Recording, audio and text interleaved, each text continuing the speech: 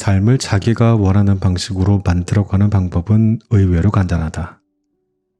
그 방식을 해치는 사람들을 걸러내고 그 방식에 도움을 주는 이들의 손을 붙잡는 것이다. 삶을 재구성하는 6가지 관계의 법칙. 1. 관계의 기초. 나라는 중심.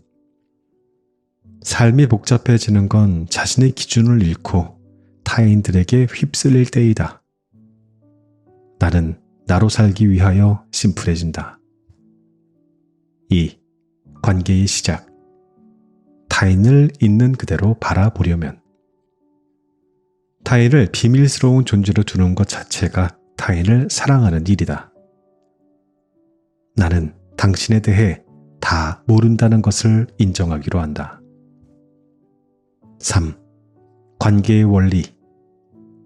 다정함은 상호적인 것이다. 내 삶은 그런 원리로 돌아간다. 누군가에게 무언가를 주기 위하여 온 마음을 쓰고 나면 언젠가부터 그 누군가가 무언가를 나에게 물밀듯 준다. 4. 관계의 깊이. 오래 함께 하기로 한 사람이 곁에 있다면 사랑은, 우정은, 관계는 언제나 그래서 사랑해가 아니라 그래도 사랑해로 깊어진다. 5. 관계에서 나를 지키기. 어떠한 벽은 필요하다.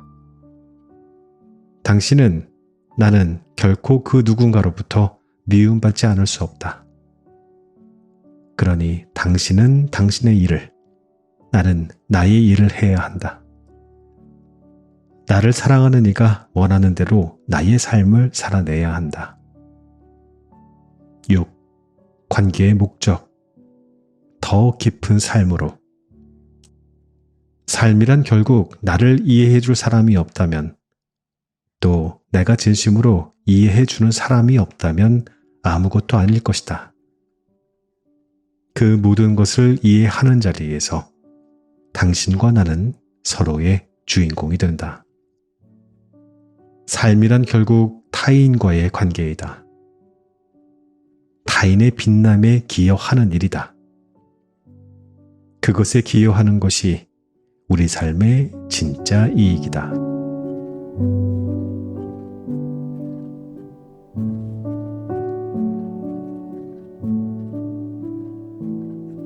제가 오늘 들고 온 책은 사랑을 남기는 사람. 지은이 정지우, 펴낸 곳은 마름모입니다. 3년 전에 정지우 작가의 사랑이 묻고 인문학이 답하다 들려드린 적이 있었습니다. 위쪽에 카드 올려둘 테니까요. 이 영상 다 들으시고 나서 이어서 꼭 들어보시면 좋겠습니다. 같은 작가의 책이니만큼 연결되는 지점이 분명히 있습니다. 정지우 작가는 문화평론가이자 변호사, 그리고 20권이 넘는 책을 써온 작가예요. 돈 말고 무엇을 갖고 있는가? 사람은 왜 서로 도울까 같은 그의 책들을 보면 언제나 자기 세계를 지키면서도 결국 타인을 향해 나아가야 한다는 메시지를 끊임없이 던져왔음을 알 수 있습니다. 이번 신작 역시 관계라는 주제를 깊이 있게 다루고 있어요. 책 속에는 타인의 시선에 휘둘리지 않으면서도 상대를 있는 그대로 바라보고 다정함을 나누는 법, 그리고 작가가 직접 겪은 수많은 시행착오가 고스란히 담겨 있습니다. 읽다 보면 관계의 어려움 속에서 우리가 어떻게 단단한 나로 서야 하는지를 구체적으로 배울 수 있습니다. 홀로의 시간이 길어질수록 외로움이 깊어지는 요즘, 우리가 서로를 어떻게 바라보고 살아가야 하는지를 다정하기도 하고 따끔하기도 한 작가의 시선으로 따라가 보겠습니다. 본문 살펴보고요. 클로징 때 다시 뵙지요.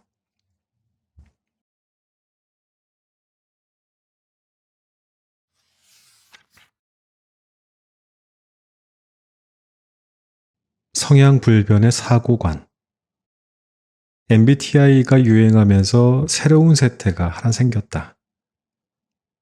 자기 성향은 절대 불변하는 것이라고 믿으면서 그 성향을 고도의 자기 합리화 수단으로 쓰는 것이다. 예를 들어, 나는 I 성향, 내향적인 성향이므로 사람들을 만나지 않는 게 당연하다거나, 반대로 나는 E 성향, 외향적인 성향이므로 가만히 집에만 있으면서 정적인 일에 몰두하는 건 못한다고 믿어버리는 것이다. 혹은 나는 P, 인식적인 성향이므로 원래 계획을 세울 줄 모르고 계획을 세울 필요도 없어서 그냥 무계획으로 살 수밖에 없다고 믿기도 한다. 반대로 나는 J, 판단적인 성향이므로 계획에 없던 일이 발생하면 아무런 대처도 할 수 없다거나 당연히 불편하고 기분 나쁘다고 스스로 믿어버리기도 한다. 이는 마치 타고난 성격은 평생 바뀌지 않는다라고 말한 쇼펜하우어의 말이 유행하는 것과도 맥이 닿아 보인다. 개인적으로는 MBTI의 유행이 서로 다른 사람들에 대한 이해를 높여주고 다름을 이상함이라고 여기지 않는 좋은 문화를 만들어가는데 일조한 면이 있다고 생각한다. 그래서 MBTI를 맹신하기보다는 그것이 가벼운 놀이로 존재하는 한 긍정적인 면이 있다고 믿는다. 그러나 MBTI로 대변되는 성향 불변의 사고관이 심화될수록 우리가 어떤 함정에 빠질 가능성도 있다고 본다. 요즘 시대는 수많은 것들이 이미 태생적으로 정해져 있다고 일찌감치 믿고 좌절하는 시대이기도 하다. 부모의 재산에 따라 금수저, 흙수저 같은 것으로 인생이 나뉜다는 이야기조차 옛 이야기가 되었다. 최근에는 아예 특정 분야의 재능뿐만 아니라 노력하는 태도, 인내력, 다정함까지 타고나는 것이라는 극단적인 유전자 결중론 같은 게 유행하고 있다. 이것의 다른 이름은 냉소주의다. 이것이 냉소주의인 이유는 삶에서 어떠한 빛나는 의지나 마음, 희망도 믿지 않고 그저 모든 게 원래 정해진 대로여서 내가 이 삶에 개입할 여지가 거의 없다고 믿어버리기 때문이다. 그건 사실일까? 인간은 저마다 태어날 때부터 평생 바꿀 수 없는 3살 버릇 같은 게 있어서 고쳐 쓸 수도 없고 사주팔자처럼 고정된 4개의 알파벳에 지배당하는 운명을 받아들일 수밖에 없는 것이란 말인가. 어쩌면 그렇게 믿고 살아가는 것이 우리에게 더 편안한 행복을 보장할 수도 있겠지만 나는 그렇지 않다고 믿는 편이다. 나는 릴케가 말한 인간은 어려운 쪽으로 향해야 한다라는 기본 원칙을 지난 10년 이상 신뢰해 왔다. 내 성향에 맞지 않아서 다소 어렵게 느껴지던 것도 어느 순간 내 안에 들어와 나의 운명이 되고 나의 삶이 되어 마치 원래 내 안에 있었던 것처럼 자연스러워지는 경험들을 계속 거치면서 나는 더 어려운 쪽으로 향하는 일을 믿게 되었다. 이를테면 나는 한 번도 내가 육아적성이라고 믿어본 적이 없었다. 아이 키우는 것보다는 두 사람이 로맨틱하게 세상을 여행하는 게 역시 나에게 맞는 자유로운 삶일 거라고 믿었다. 마찬가지로 과거의 나는 골방에서 글만 쓰는 게 내게 가장 맞는 삶일 거라고 믿어 의심치 않았다. 경찰서와 법원을 드나들며 누군가의 권리를 위해 싸우는 변호사의 삶이 내 인생이 되리라고는 딱히 믿어본 적이 없다. 지금 내 삶에 자연스러워진 거의 모든 것들이 자연스러워질 거라고 믿어본 적이 없었던 것들이다. 나는 아마도 인간이란 태생의 모양을 바꾸면 박살나 버리고 마는 유리도자기 같은 존재가 아니라 언제까지나 그 형태를 바꿔나갈 수 있는 슬라임 쪽에 가깝다고 믿는다. 물론 그 가운데에도 나름의 핵은 있을 수 있고, 또 어느 순간에는 조금씩 자기가 원하는 모습으로 굳혀가기를 택할 수도 있다. 그러나 인간이 태생에 사로잡혀 운명에 복속해야 하는 존재라면 아무래도 인간 삶의 가치란 것도 자유나 의지라는 것도 그다지 의미 없는 것이 되어버리지 않나 싶다. 그러니 관계에 관해서든 일이나 그 밖의 여러 취향에 관해서든 열려있는 자세가 필요하다는 게 나의 생각이다.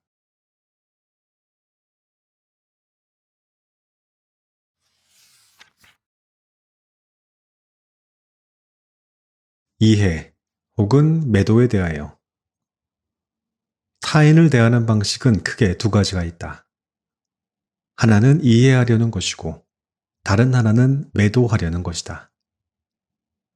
사실 우리가 누군가를 이해하려고 마음만 먹는다면 극악무도한 범죄자라도 이해할 수 있다. 그 범죄자가 내가 정말 사랑하는 사람이라면 오히려 그를 불쌍히 여길 만큼 깊이 이해할 수도 있다. 그의 환경, 인생 여정, 당시의 상황, 내면의 결핍 등 온갖 것들을 통해서 말이다. 반대로 우리가 누군가를 매도하려고 마음먹는다면 그가 아무리 인간보다는 천사에 가까운 존재일지라도 밑도 끝도 없이 매도할 수 있다. 그의 이타적인 행동은 알고 보면 깊은 자기만족에서 오는 이기적인 행위이다. 그가 이렇게 착하게 살 수 있는 건 부유하게 살았기 때문이다. 그는 선한 척하지만 알고 보면 다 자기 평판을 위한 것이다. 그가 장애인을 위한 헌신적인 활동은 하지만 아프리카 아이의 인권이나 닭의 동물권에 대해 말하지 않는 걸 보면 사실 차별주의자다. 무엇을 다 갖다 붙여서 매도할 수 있다. 그래서 언젠가부터 나는 사람을 착한 사람과 나쁜 사람으로 나누는 일에 큰 관심이 없어졌다. 그 대신 나랑 잘 맞는 사람인가? 내가 충분히 이해하고 싶은 사람인가? 나랑 조화롭게 어울릴 수 있는 사람인가를 더 중요하게 생각한다. 어차피 그 누군가가 내 기준에서 아무리 좋은 사람일지라도 다른 누군가에게는 때려 죽여도 부족할 사람일 수 있다. 가령 내가 생각하는 참 좋은 변호사가 상대편 당사자에게는 원수일 수도 있고 내가 믿는 참 훌륭한 회사 대표가 그 직원한테는 원망스러운 상사일 수도 있다. 세상사에 그런 복잡한 욕망들 속에서 누군가를 객관적으로 착한 사람이나 나쁜 사람이라 규정하는 건 정말이지 쉽지 않다. 선인인 듯 보이는 사람 안에 이기적인 탐욕이 있기도 하고 악인인 듯 보이는 사람도 각자의 사정이 있을 수 있다. 그러다 보니 무 자르듯이 선인과 악인을 나누기가 어렵다. 그냥 나는 내 선에서 개인적인 호불호를 판단하고 가까이 하거나 멀리 할 뿐 그 이상에 대해서는 그냥 판단 중지를 내리고 그저 나 자신이나 잘 반성하자고 생각한다. 비슷한 맥락에서 한 사람에 대한 판단도 너무 쉽게 내려서는 안 된다고 느낀다. 내가 섣불리 누군가에 대해 내린 판단이 달라지는 경우도 많기 때문이다. 거듭 만나보고 이야기를 더 깊이 들어보고 그의 생각이나 삶을 따라가다 보면 최초의 내 편견을 넘어서 그를 더 깊이 이해하게 되곤 한다. 그러면 오히려 편견을 갖고 빠르게 판단했던 나 자신을 반성하게 되는 경우도 적지 않다. 사람은 깊게 사귀고 볼 일이다. 그야말로 손쉬운 판결과 매도가 넘쳐나는 세상이다. 잘 모르는 셀럽에 대해서도 그가 한 말 한마디, 어록하나 어디서 주워 듣고 악플부터 쓰기 바쁘다. 흥미로운 소문들은 늘 손쉽게 누군가를 악인으로 만들 수 있는 이야기들이다. 그러한 가운데 누군가의 이야기를 가만히 듣고 이해하려는 시도 자체가 이런 물 이해의 세상에서는 하나의 해독제가 될 수도 있다. 찬찬히 들어보고 이해하기만큼 이 시대가 품은 물 이해의 독을 치료해가는 효과적인 해독제는 없을 것이다.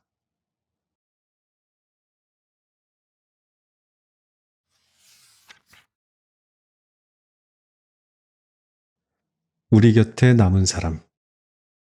아직 젊었을 적에 당신은 살아가면서 많은 사람들과 깊이 연결될 거라 믿는다. 그러나 삶이 흐른 후에는 그러한 일이 단지 몇 번에 불과하다는 걸 깨닫게 된다. 비포 선라이즈 1996년 비포 선라이즈 이후 오랜 세월이 지나 주인공인 두 배우가 함께 찍은 사진이 SNS에 올라왔다. 이 영화는 젊은 남녀가 여행지에서 우연히 만난 이야기를 다룬다. 2004년 비포 선셋, 2013년 비포 미드나잇에서 재회하고 결혼하는 이야기까지 시리즈로 이어진다. 두 배우는 시리즈에서 계속 함께 등장하는데 두 배우에게 스며든 세월이 영화들을 지나 최근의 사진 속에서도 고스란히 느껴진다. 위의 대사는 비포 선셋에서 셀린느, 줄리 델피가 했던 말이다. 아직 어릴 때 우리는 살아가면서 수많은 사람들을 만나 깊이 연결되고 여러 값진 관계들을 맺을 거라 믿는다. 그 믿음이 크게 틀린 건 아니지만 실제로 깊이 영혼을 나누는 사람은 생각보다 소수일 수 있다. 많은 이들이 여러 집단 생활과 사회 생활을 거치며 그때그때의 필요와 이익에 따라 우리를 거쳐가지만 그 중에서 두고두고 남는 우리 곁의 사람은 생각보다 얼마 되지 않는다. 아마 인간은 많은 사람들과 폭넓은 관계를 맺을 수 있는 능력을 갖고 있겠지만 동시에 소수와도 진정으로 마음을 나눌 수 있는 능력을 갖고 태어났을지도 모른다. 우리가 그 누군가를 진정으로 사랑하기 위해서는 무엇보다 그만큼의 노력과 시간을 내어주어야 한다. 그러나 누구도 남들보다 그리 많은 시간을 가질 수는 없다. 우리는 한정된 시간을 한정된 이들에게 써야 하며 그로써 삶을 지어 나가게 된다. 그러니 나의 마음을 깊이 나눌 수 있는 사람을 만났다면 그 관계가 얼마나 소중한지 자각할 필요가 있다. 세상에는 마치 매일 어부가 물고기를 낚듯이 수많은 인연들이 있을 것 같지만 우리는 한평생 수많은 물고기들이 아닌 나의 청새치 몇 마리를 낚아야 한다. 그리고 일단 그 청새치를 낚으면 꼭 껴안고 놓지 말고 그에게 나의 시간을 쏟아붓자. 나의 삶을 만드는 건 그 사람이라는 형틀에 부은 나의 시간일 것이다. 일출과 일몰, 자정을 지난 다음에는 무엇이 있을까? 어쩌면 깊어가는 삶의 새벽이 있을 것이다. 우리는 서로의 새벽을 지켜줄 몇몇 사람을 갖고 다시 삶의 나머지 시간을 견뎌낸다. 그러고 나면 삶은 이제 한 바퀴를 모두 돌아 있을 것이다. 그 한 바퀴를 함께 돌 몇몇 사람들을 붙잡는 것이 그저 삶이다.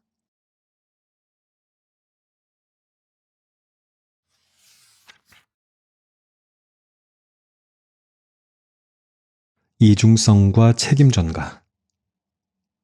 오랫동안 함께 살아가기로 한 사람이 곁에 있다면 가장 주의해야 할 것 두 가지는 이중성과 책임 전가가 아닐까 싶다.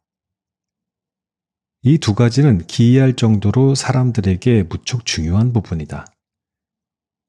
그래서 이 두 가지 측면에서 문제가 일어나면 관계가 파탄이 나고 불가능해지는 경우가 많다. 사람은 타인의 이중성을 극도로 혐오하거나 받아들이기 힘들어한다. 또한 한 번 서로를 탓하는 책임 전가가 일어나기 시작하면 그 악순환에서 빠져나오기도 거의 불가능해진다. 사람이 타인의 이중성을 극도로 견디기 힘들어하는 이유는 사람의 마음 가장 깊은 곳에 있는 것이 타인을 믿고 싶은 마음이기 때문일지도 모른다. 그런데 이중성은 그러한 일관된 믿음, 당신을 믿고 싶다는 마음, 당신에게 믿음을 투여하고자 하는 일을 가장 크게 방해한다. 겉과 속이 다르다든지, 타인들 앞에서 보이는 모습과 집에서의 모습이 다르다든지, 스스로를 속이면서 말과 행동이 다르다든지 하는 일들이 이런 이중성의 주된 모습이다. 그렇게 만들어지는 마음의 이중성이나 분열은 때때로 곁에 있는 사람, 나와 가장 가까운 사람의 근본적인 신뢰를 앗아가 버린다. 또한 자기 삶에서 일어나는 일들의 책임을 다른 누군가에게, 특히 곁에 있는 사람에게 돌리고 전가하고 그를 탓하는 일도 관계를 파괴한다. 책임 전가는 당장 나의 책임을 면책해주고 나의 죄를 사하여주고 나를 우월한 위치에 놓아줄 것 같지만 결국에는 관계가 무너지는 지름길이 된다. 남 탓을 계속하다 보면 나의 우월성이 계속 유지되기보다는 상대방도 내 탓을 할 구실을 부지런히 찾게 된다. 인간은 합리화하기에 따라서, 생각하기에 따라서 모든 문제를 그 누군가의 탓으로 돌리기 무척 쉽게 만들어졌다.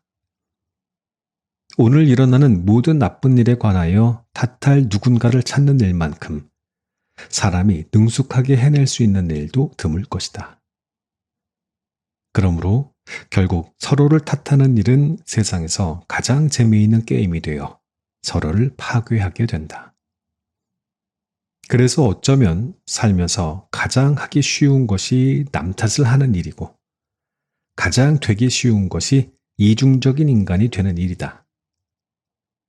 그런데 그렇게 하기 쉽고 되기 쉬운 대로 자신을 내버려 두면 관계를 파괴하기 가장 쉬운 길로 가는 것이다. 나와 가장 근거리의 관계가 그렇게 파괴되는 것은 내 삶의 파괴이자 나 자신의 파괴이기도 하다.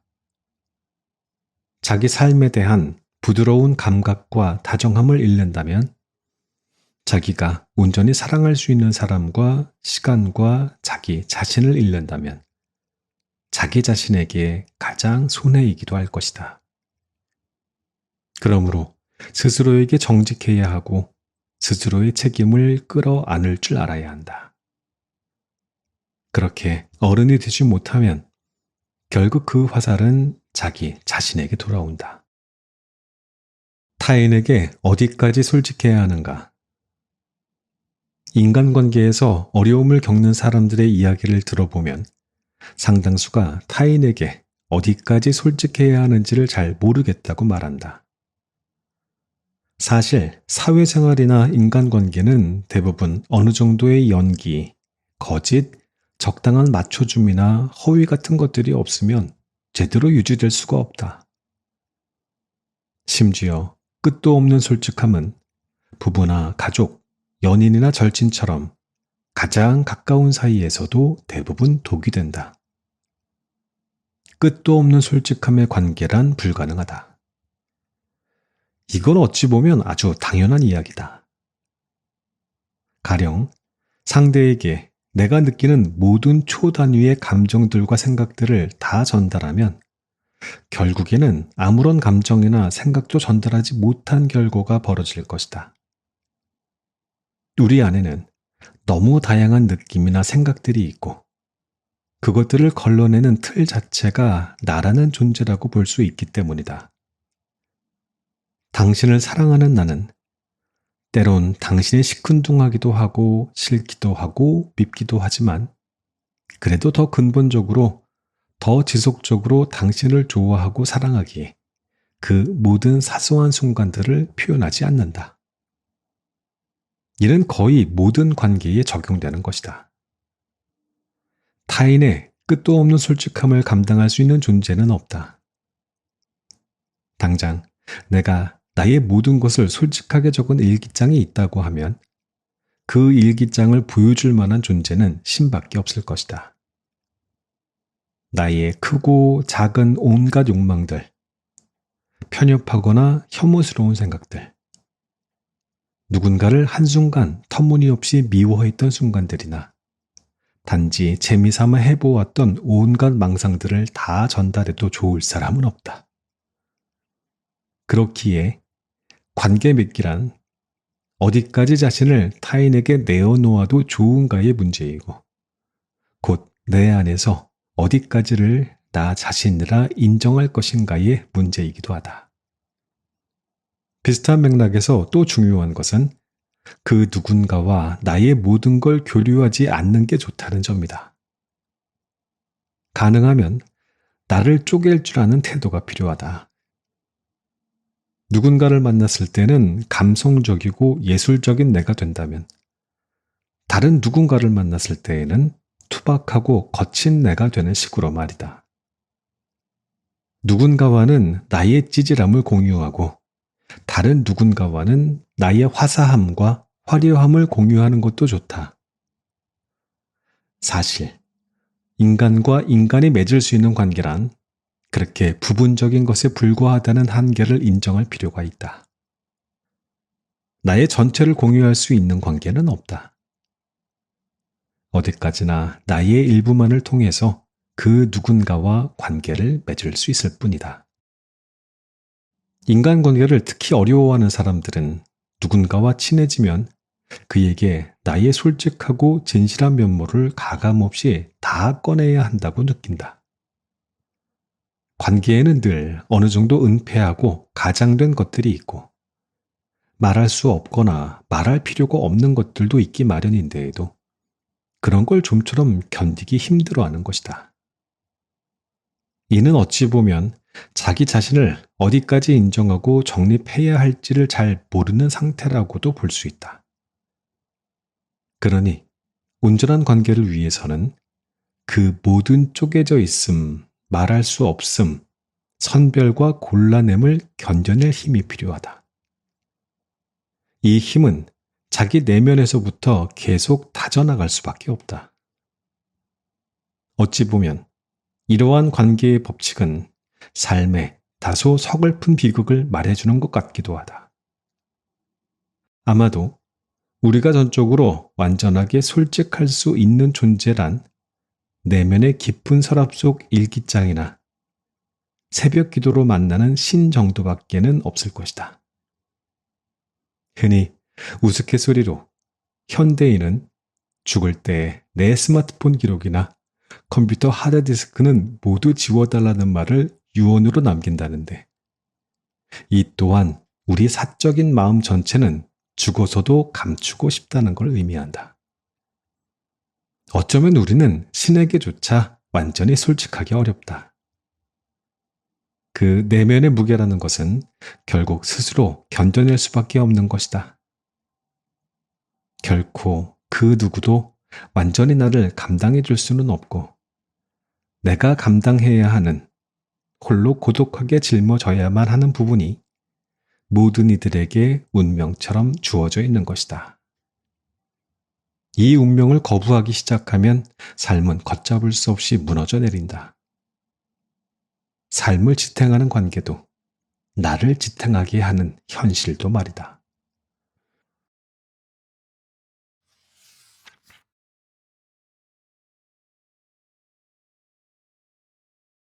당신과 나는 서로의 주인공이 된다. 당신의 일을 이해하는 유일한 사람들과 멀어지지 마. 영화 오펜하이머를 보면서 가장 인상적으로 남은 대사였다.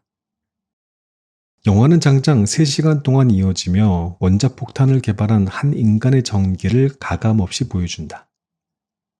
결국 수많은 사람을 죽인 원자폭탄 개발에 대한 과정과 인간의 딜레마를 담은 영화였던 만큼 사람들마다 인상 깊은 측면은 달랐을 것이다. 나는 계속 사람과 사람의 관계에 관한 것들이 눈에 밟히듯 들어왔다. 오펜하이머와 동료들, 그를 지지한 사람들, 그의 적들, 그가 사랑하거나 그를 사랑한 사람들, 그리고 그가 죄의식을 떨쳐내지 못한 사람들에 대한 이야기가 이 영화에서 내게 가장 깊이 와닿은 부분이었다. 어느 날 아침에는 늦게 일어나 스마트폰을 뒤적거리다가 우연히 한 영상을 보고 펑펑 울어버렸다.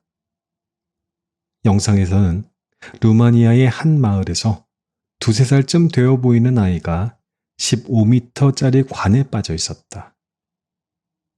구조대원과 온 동네 사람들이 모여 관에 빠진 아이를 구하려고 하지만 관은 직경 30cm 수준이어서 어른들은 도무지 들어갈 수가 없었다. 2시간이 넘게 흐르며 아이의 울음소리도 그치고 부모는 절망에 빠지기 시작할 때 동네의 14살짜리 소년이 자신이 들어가겠다고 했다. 그 소년은 평소 알고 지내던 아이가 빠져있는 것을 보다 못해 자기가 구하겠다고 나선 것이었다. 한 어른은 자신이 아닌 그 어린 소년이 들어가야 한다는 사실에 매우 안타까운 듯 속상해했다. 수십 명의 어른들이 둘러싸 소년에게 로프를 감아주고 당겨주며 마지막 희망을 걸었다. 그리고 소년은 깊은 관 속으로 머리부터 들어가 아이를 꺼내온다. 그 마지막 순간 온 동네 어른들이 아이와 소년을 끌어안고 공명할 때 눈물이 쏟아져 내렸다. 그런 생각이 든다. 오펜하이머도 그렇지만 인간은 본디 누구나 오만한 데가 있고 세상은 자기 자신밖에 모르고 사는 각자 도생을 가르친다.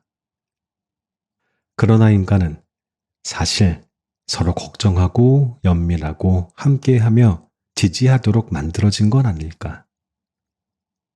나는 한 인간이 오직 자기만의 개인적인 성취를 위해 최선을 다한 여정에 감동하기도 하지만 그러한 모습을 보고 울지는 않는다. 내가 울 때에는 거의 한 인간이 타인을 위해 위대한 용기를 내거나 사람들의 마음이 모여 서로를 위해 애쓰며 서로의 눈을 바라보는 순간이다.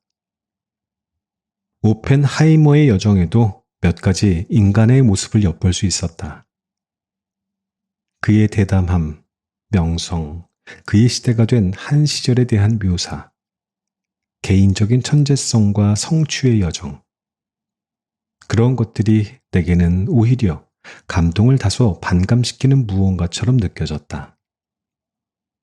그보다는 결국 사람들을 모으고 그들을 놓지 않으려 하고 자기의 일에서 타인을 발견하며 죄책감을 알게 되는 과정, 그리고 자기와 타인 사이의 관계에 대한 어떤 감각을 열어가는 딜레마적인 여정에서 더 많은 걸 느꼈다.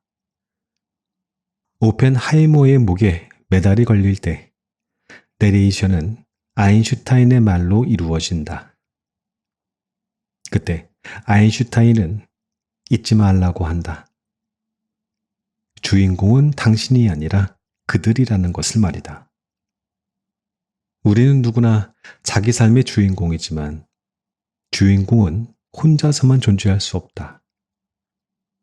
주인공은 역시 저마다의 삶의 주인공인 다른 사람들이 내 삶에 있어 주어야만 가능한 것이다. 아이를 구한 소년이 주인공이 될 때, 그것은 그 소년의 용기와 마음의 눈물을 흘려주는 그를 둘러싼 수많은 사람들이 있기 때문에 가능하다.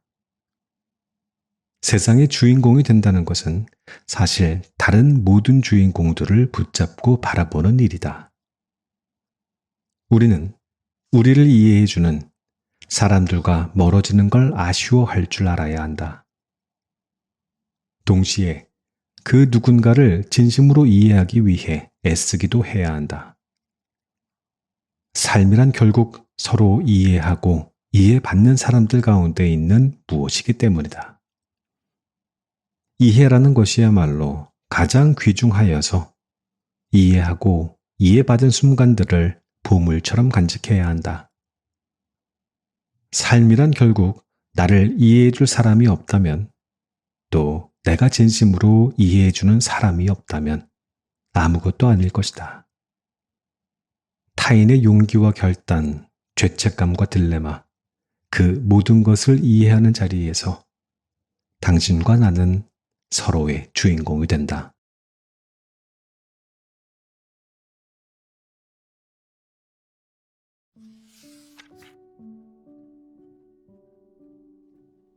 이 책의 낭독은 여기까지 하겠습니다. 저는 늘 이렇게 말해왔어요. 나는 원래 내성적인 사람이야. 혼자 있는 게 좋아. 그런데 문득 내가 스스로한테 붙인 이 이름표가 정말 괜찮은 걸까 하는 날이 있었습니다. 사실 나는 내성적이고 싶지 않았는데 이미 그렇게 규정된 채 살아오다 보니 더 이상 확장할 수가 없었던 거죠. 그렇게 해가 지날수록 그 특징은 점점 더 굳어져 버렸습니다. 마음 경영 공부를 하면서 깨달았습니다. 무엇이 시작이었을까? 어린 시절에 친구들 앞에서 책을 읽다가 더듬었던 경험이 있었습니다. 누군가 심하게 놀렸던 기억이 있고요. 그 순간은 더 깊게 각인되었을 겁니다. 그 뒤로는 책을 읽어야 하는 상황이 생기면 막 괜히 가슴이 뛰고 얼굴이 달아올라서 차라리 피하는 게 낫겠다 생각하게 되었겠죠. 그렇게 한두 번 회피하다 보니 점점 사람 앞에 서는 연습을 할 기회 자체가 사라졌습니다. 자연스럽게 대화하는 법, 표현하는 법도 익히지 못했고 시간이 지날수록 사회성은 점점 더 줄어들었습니다. 작은 사건 하나가 그렇게 내 인생의 방향을 길게 흔들어 놓은 것이죠. 저는 태어날 때부터 내성적인 사람이 아니었을지 몰라요. 어렸을 때 우연히 겪은 아주 사소한 경험이 나의 정체성을 규정했고 저는 그 굴레를 벗어나오지 못한 채 50이 넘도록 이렇게 살아왔던 겁니다. 그런데 그렇게 책 읽기를 두려워하던 내가 지금은 구독자 40만 명이 넘는 채널에서 책을 읽고 있습니다. 물론 아직도 낭독을 녹음할 때 많이 더듬거립니다. 여러분들은 제가 편집을 해서 잘 모르시겠지만 그렇다면 나는 정말 내성적인 사람일까요? 아니면 외향적인 사람일까요?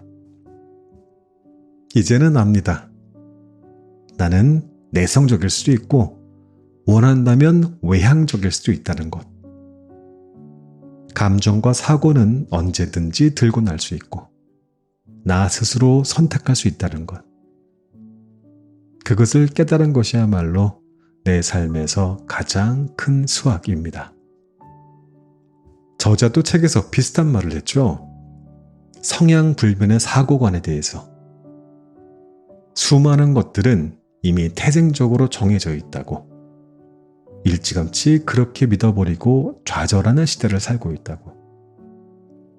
그런 식으로 유전자 결정론을 믿어버리니 삶에서 어떤 빛나는 의지나 희망도 믿지 않고 그저 모든 게 원래 정해진 대로여서 내가 이 삶에 개입할 여지조차 없다고 믿는다고요. 네, 우리 더는 이렇게 살지 말아야 돼요. 이게 내 인생이 맞습니까? 다 정해져 있다는데요. 그러니 더 이상 3살 버릇 80까지 간다 이런 말도 하지 말고 내 인생 용감하게 씩씩하게 다시 써서 나아갔으면 좋겠습니다. 이 말도 참 좋았는데 이 문장 마지막으로 들려드리면서 저는 이만 물러갑니다.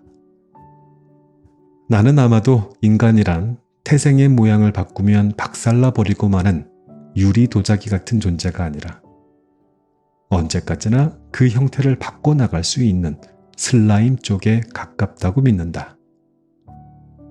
인간이 태생에 사로잡혀 운명에 복속해야 하는 존재라면 아무래도 인간의 삶의 가치란 것도 자유나 의지라는 것도 의미 없는 것이 되어버리지 않나.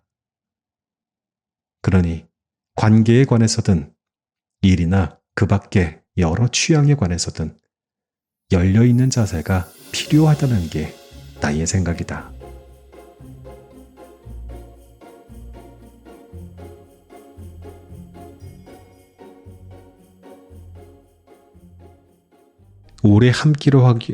오래 함께 하기로 한 사람이 곁에 있다면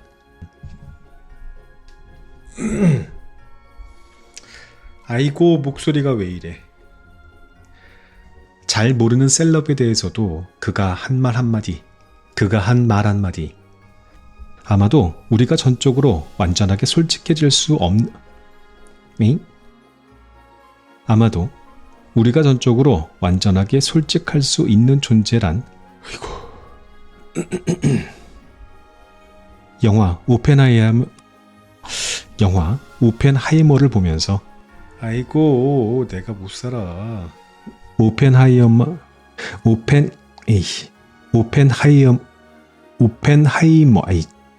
오펜하이머와 동료들